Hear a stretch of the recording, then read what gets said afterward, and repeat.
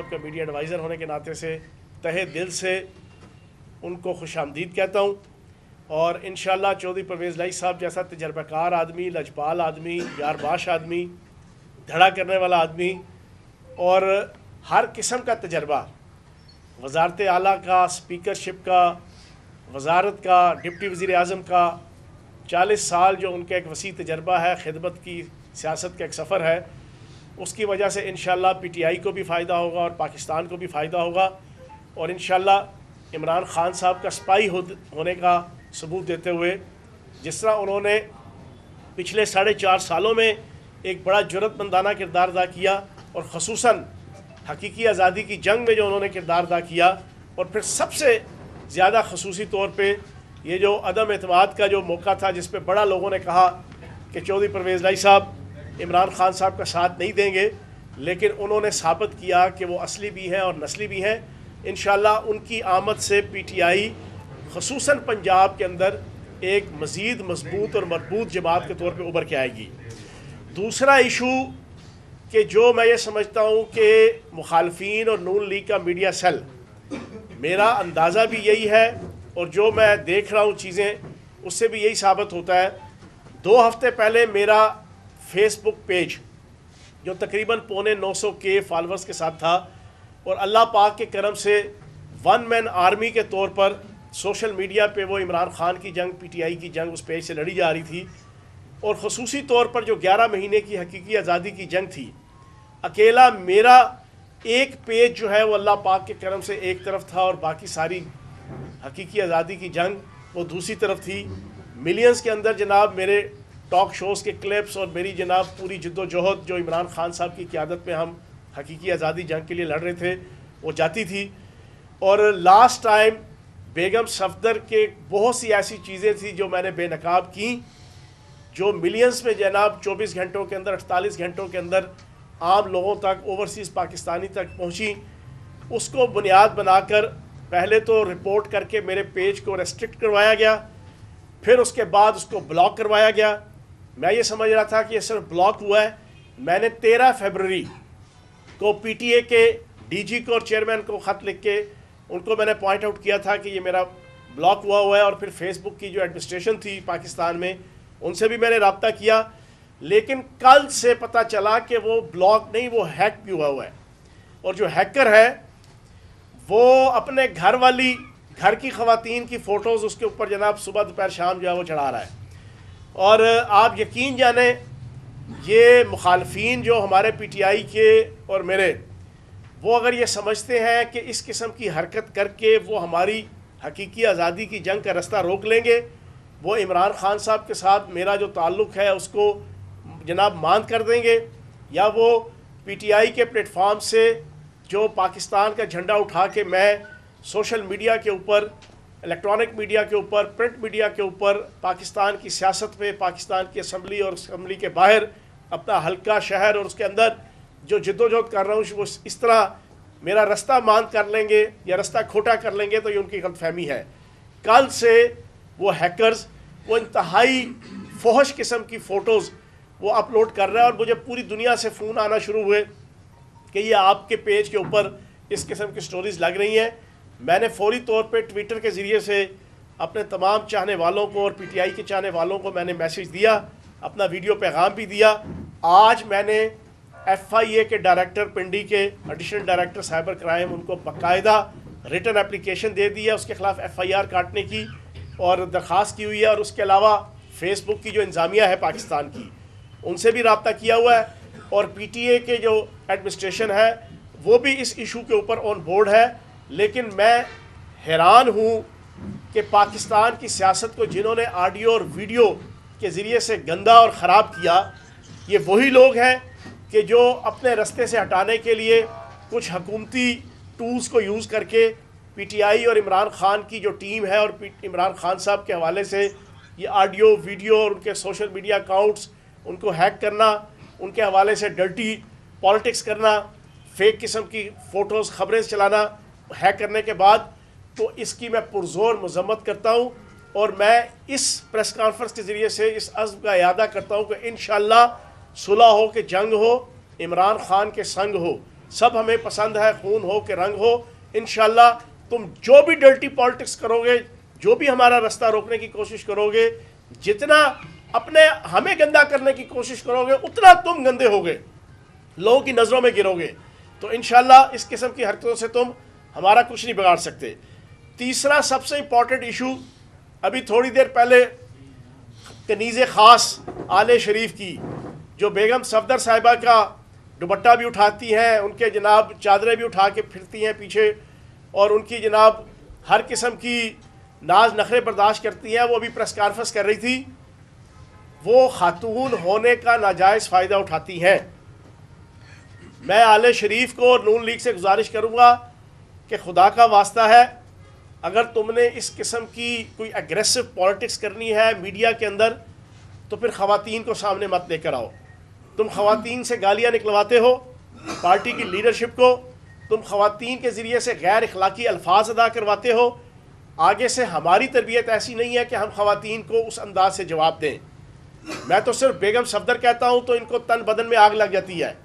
हालांकि ये कोई गाली नहीं है, ये तो उसके मियाँ जो है वो साईं कैप्टन सफदर, उसकी इज़्ज़त मैं बहाल करता हूँ, और वो 20 जगहों पे इस बात का एतराफ़ कर चुका है कि इतनी तो मेरी बीवी मेरी इज़्ज़त नहीं करती जितनी फयाजुल हसन चौहान ने मेरी इज़्ज़त बरकरार रखी हुई है पिछले कई सालों से। बेगम सफदर क्या क्या के, मैं तो सिर्फ बेगम सफदर कहता हूँ तो इनको मिर्चें लगती हैं, लेकिन ये अपनी खातून तर्जमानों के ज़रिए से, और ये कनीज़ ख़ास जो हमारी पिंडी की इनकी जनाब तर्जमान है, अभी प्रेस कॉन्फ्रेंस करके उसने इमरान खान को गुंडा करार दिया। मैं मजबूरन जवाब दे रहा हूँ, वरना मुझे शौक़ नहीं है ख़वातीन को इस अंदाज से जवाब देने का। मैं बेगम मरियम औरंगज़ेब से कहूँगा कि इतनी न बड़ा पाकिए दामा की हकायत, दामन को ज़रा देख, ज़रा बंदे कबा देख। आज के बाद अगर दोबारा इसी किस्म की तुमने लैंग्वेज यूज़ की तो तुम्हें भी इसी किस्म का जवाब फयाजुल हसन चौहान पिंडी का ही रहने वाला है, वो जवाब देगा। आज का दिन मैं वार्निंग दे के स्पेयर कर रहा हूँ, लेकिन तुम जिसको गुंडा कह रही हो, तुम्हारी इत्तला के लिए अर्ज़ है, एक मस्टंडा भी है। वो मस्टंडा बाहर बैठा हुआ है, पूरी पाकिस्तानी कौम को, पाकिस्तान के अदारों को, पाकिस्तान की अदालतों को, पाकिस्तान की आवाम को 50 रुपए के स्टाम्प पे चूना लगा के बाहर भागा हुआ है वो मस्टंडा। उस मस्टंडे का जो जुस्सा है ना, वो वाक़तन जो है वो पब्लिक उसको देख के कह सकती है कि वो मस्टंडा है। वो बर्गर खाता है, वो पिज़्ज़े खाता है, वो नजम सेठी के साथ नहर पे जनाब किश्ती पे सवार होके हीमा मालिनी और अमिताभ बच्चन की तरह की जनाब पोज बना के वीडियोस बनाता है। वो सब कुछ करता है वो मस्टंडा, लेकिन पूरी पाकिस्तानी कौम को बेवकूफ़ बनाया हुआ है कि वो बहुत बड़ा शेर है। वहाँ से बैठ के कहता है हम भागने वाले नहीं हैं, हम डरने वाले नहीं हैं। 3.5 साल से उसके प्लेटलेट्स नीचे नहीं आ रहे। तो जनाब मरियम औरंगज़ेब साहिबा, अल्फाज को अदा करने से पहले अपने गिरबान में आइंदा झांकना है। और जेल भरो तहरीक के हवाले से आज मैं रावलपिंडी के हवाले से, आज लाहौर के अंदर इस वक्त जेल भरो तहरीक का आगाज़ होने वाला है शाह महमूद कुरैशी साहब की क़यादत में। परसों इंशाअल्लाह रावलपिंडी के अंदर पहली गिरफ्तारी फयाजुल हसन चौहान लियाकत बाग देगा। आज की इस प्रेस कॉन्फ्रेंस में मैं ऐलान कर रहा हूँ। इंशाअल्लाह वहाँ पर बाकी पार्लियामेंटेरियन भी होंगे। ये सैमुअल बिल्लू साहब हमारे साबिक MPA मौजूद हैं, अजहर इकबाल सत्ती साहब हमारे साबिक नाजिम रहे हैं, काउंसलर रहे हैं, मौजूद है, और पूरी टीम। इंशाअल्लाह परसों 4 बजे लियाकत बाग में फयाजुल हसन चौहान अपने कायद इमरान खान की कॉल पे पहला बंदा होगा रावलपिंडी से जो जेल भरो तहरीक के सिलसिले में गिरफ्तारी देगा। क्यों? असल में तो जेल भरनी चाहिए थी क्राइम मिनिस्टर शहबाज शरीफ को जेल में डालकर। असल में तो जेल भरनी चाहिए थी बिला वजह भुट्टो, बिलावल जरदारी को गिरफ्तार करके। असल में तो जेल भरनी चाहिए थी ये जो 88 इनके कैबिनेट के मेंबर हैं जिन्होंने 11 महीनों में पाकिस्तान की आवाम का जीना और मरना दोबर कर दिया, जिन्होंने 1150 अरब रुपए के अपने करप्शन के केसेस माफ़ करवा लिए, जिन्होंने 11% महंगाई को 40% तक ले जाकर गरीब आवाम को खुदकुशियों के ऊपर मजबूर कर दिया, जिन्होंने पाकिस्तान की सालमियत दाव पे लगा दी। आज इंटरनेशनल एनर्जी कमीशन का जनाब सरबराह पाकिस्तान में आकर हमारे एटॉमिक प्रोग्राम का विज़िट कर रहा है, जिन्होंने पाकिस्तान की सालमियत, पाकिस्तान की मईशत, पाकिस्तान की माशरत पाकिस्तान की सकाफत, पाकिस्तान का तमद्दन, हर चीज़ दाव पे लगा दी। असल में तो उनको जेल में डाल के जेल भरो तहरीक शुरू होनी चाहिए थी, लेकिन इमरान खान साहब के दिल में पूरी कौम का दर्द, पीटीआई के दिल में पूरी कौम का दर्द। हम मुसलसल पिछले 11 महीनों से कह रहे हैं कि ये नकम्मे हैं, न खट्टू हैं, ना अहल हैं, ना मुराद हैं और ना लायक हैं ये इम्पोर्टेड हुक्मरान। ये पाकिस्तान की नैया सवार नहीं सकते। इनको उतार कर फ्री, फौरी, फ्रेश इलेक्शन करवाया जाए ताकि एक ताज़ा दम मैंडेट मिले। जो हुक्मरान आए वो पाकिस्तान का मुआशी और सालमियत के ऊपर मबनी जो चैलेंजेस हैं उनको एड्रेस करें, लेकिन ये चमड़ी जाए पर दमड़ी ना जाए के मुतरादिफ ये ना इक़्तिदार छोड़ रहे हैं और ना पाकिस्तान की आवाम को किसी जगह छोड़ रहे हैं। ना ये इक़्तिदार छोड़ रहे हैं, ना ये पाकिस्तान की आवाम को किसी जगह छोड़ रहे हैं। तो इन हालात के अंदर इमरान खान साहब ने तमाम टैक्टिक्स यूज़ करने के बाद सदर मुमलकत की तरफ से डेट अनाउंस होने के बावजूद ये डेट के ऊपर इम्प्लीमेंट नहीं कर रहे। ये 90 दिन के अंदर जनाब जनरल इलेक्शन का आइन के ऊपर लिखे होने के बावजूद ये इलेक्शन नहीं करा रहे KPK और पंजाब का। ये आइन का आर्टिकल 105, आइन का आर्टिकल 220, आइन का आर्टिकल 224, आइन का आर्टिकल 224A और इलेक्शन एक्ट 2017 का सेक्शन 57(1)(2)(3) उसके तहत इलेक्शन 90 दिन के अंदर होने चाहिए और सदर मुमलकत को इख्तियार हासिल है कि वो डेट दे। लेकिन उसके डेट देने के बावजूद ये करप्ट और नखट्टू और ना अहल और नाकाम और ना मुराद और ना लायक इम्पोर्टेड हुक्मरान, इलेक्शन जिनकी छेड़ बन चुकी है, इलेक्शन से जिनको खौफ आता है, इलेक्शन से जिनको रात की नींदें उड़ी हुई हैं, वो जनाब आइन की धज्जियाँ उड़ा रहे हैं। इस पूरी चीज़ सिनेरियो को देखते हुए इमरान खान साहब ने तय किया कि हम पीटीआई के लीडर्स, पीटीआई के कारकुन, पीटीआई के एक्स पार्लियामेंटेरियन, पीटीआई की क़यादत 22 करोड़ पाकिस्तानियों की नुमाइंदगी करते हुए हम जेल भरो तहरीक शुरू कर रहे हैं ताकि पाकिस्तान के अंदर तारीख लिखी जाए। पाकिस्तान के अंदर तारीख लिखी जा रही है। ये तारीख के अंदर लिखा जाएगा कि इमरान खान के जितने हवारी थे, इमरान खान के जितने साथी थे, इमरान खान के जितने वर्कर थे, इमरान खान के जितने पार्लियामेंटेरियन थे, उन्होंने मुल्क बचाने के लिए जेल भरो तहरीक स्टार्ट की। उन्होंने मुल्क की सालमियत के लिए गिरफ्तारियां दी। उन्होंने आवाम को महंगाई से छुटकारा दिलाने के लिए अपने आप को पाबंद सलासिल किया। तो जनाब परसों रावलपिंडी में इंशाअल्लाह 4 बजे लियाकत बाग में हम सारे पार्लियामेंटेरियन और पूरे कारकुनान जमा होंगे। टारगेट 100 अफराद का है। 200 अफराद लाहौर के थे जो आज शाह महमूद कुरैशी साहब, वलीद इकबाल साहब, उमर चीमा साहब, डॉक्टर मुराद राज साहब और मोहम्मद मदनी जो हमारे टिकट होल्डर हैं वो और बाकी वर्कर्स, वो इंशाल्लाह आज गिरफ्तारी देंगे। और परसों इंशाल्लाह पहली गिरफ्तारी फयाजुल हसन चौहान, जिसका नारा है कि सुलह हो के जंग हो, इमरान खान के संग हो, सब हमें पसंद है, खून हो के रंग हो, उसके तहत गिरफ्तारी देगा। और आखिरी चीज़, कल नून लीग का एक शतूंगड़ा है अता तारड़ 16वें ग्रेड का मुलाजम, उसने अदलिया की जो तौहीन की है कल प्रेस कॉन्फ्रेंस करके, उसने पाकिस्तान की अदलिया को जिस अंदाज से मुखातिब किया, वो दानियाल चौधरी, तलाल चौधरी, निहाल हाशमी की मिसाल ज़िंदा करते हुए कहता है कि इमरान खान लाडला है, उसकी ज़मानतें हो रही हैं। तो अपनी गुफ्तगू के एंड में मैं लाडले की तशरीह कर दूँ। लाडला वो होता है जो 50 रुपये के स्टाम्प के ऊपर 7.5 अरब रुपए के केस में यहाँ से लोग पूरे अदालती सिस्टम को चूना लगा के बाहर जाता है, 3 महीने का कह के, और 3.5 साल हो गया वापस नहीं आया, और उसके ऊपर अदालती सिस्टम खामोश है। लाडला उसको कहते हैं। लाडला कहते हैं उस शहबाज शरीफ को कि जिसको गर्दन में दर्द होती थी तो इस्तिस्ना मिल जाता था पेशी से, जिसको दाढ़ में दर्द होती थी तो इस्तिस्ना मिल जाता था, जिसको कमर में दर्द होती थी तो इस्तिस्ना मिल जाता था, जिसको जिधर जिधर दर्द होती थी इस्तिस्ना मिल जाता था, एग्जेम्पशन मिल जाती थी जनाब पेशी से। लाडला उसको कहते हैं। लाडला उसको कहते हैं कि जिस हमजा शहबाज को जेल के अंदर भी तमाम एक्स्ट्रा और को करिकुलर एक्टिविटीज़ करने की इजाज़त थी। मैं वज़ीर जेल खाना जात रहा हूँ, मुझे एक एक चीज़ मेरे टिप्स पे है। लाडला उसको कहते हैं।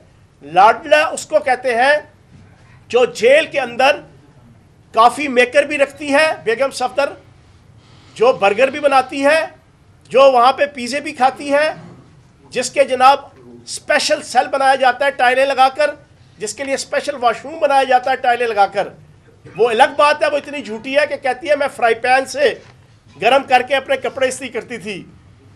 कल ये कहेगी कि मैं टूथब्रश करने के लिए टूथपेस्ट नहीं है, हार्पल या ना इस्तेमाल किया करती थी।